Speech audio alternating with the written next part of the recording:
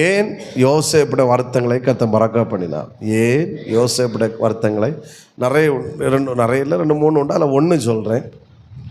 ஒரே வேர்டில் சொல்லணும்னா, யோசேப்பு யாரையும் வருத்தப்படுத்தலை.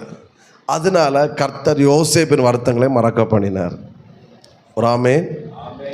நான் சொல்கிற போல சொல்லுங்க. யோசேப்பு தன் வாழ்க்கையில் யாரையும் வருத்தப்படுத்தவில்லை.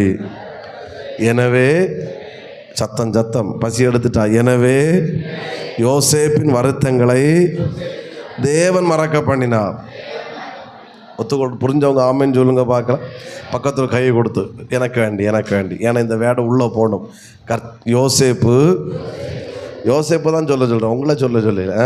அதனால் சத்தமாக சொல்லுங்க. யோசேப்பு தன் வாழ்க்கையில் யாரையும் வருத்தப்படுத்தலை.